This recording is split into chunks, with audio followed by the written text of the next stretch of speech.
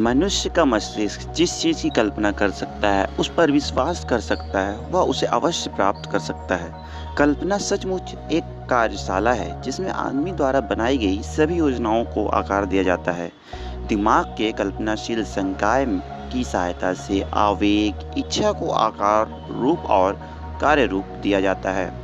कहा गया है कि आदमी कुछ भी बन सकता है जिसकी वह कल्पना कर सकता है।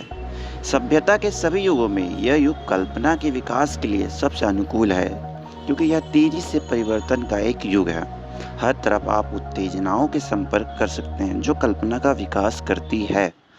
आपने कल्पनाशील संकाय की सहायता से आदमी ने आज के समय में मानव जाति के पूरे इतिहास की तुलना में अतीत के 50 वर्षों के दौरान प्रकृति की अधिक शक्तियों की खोज की है और इस्तेमाल किया है। उससे हवा पर इस हद तक विजय प्राप्त की है कि उड़ने में पक्षियों को भी मात दे दी है।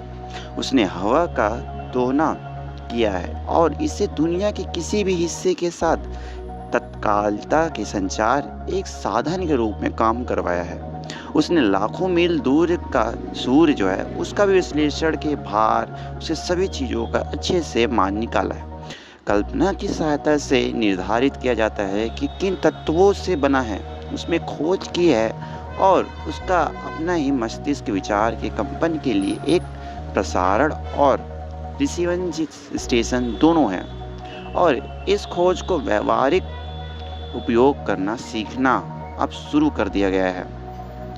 आपने गतिशीलता बढ़ा ली है। अब वह 300 से अधिक मील प्रति घंटे की रफ्तार से यात्रा कर सकता है। वह समय जल्दी आ जाएगा जब आदमी न्यूयॉर्क में नाश्ता और दोपहर का भोजन सैन फ्रांसिस्को में करेगा। कारण की सीमा के अंदर आदमी की एकमात्र सीमा अपने विकास और अपनी कल्पना के उपयोग में निहित हो जाती है। वह अभी तक अपनी कल्पनाशील संकाय के उपयोग में विकास के शीर्ष तक नहीं पहुंचा है।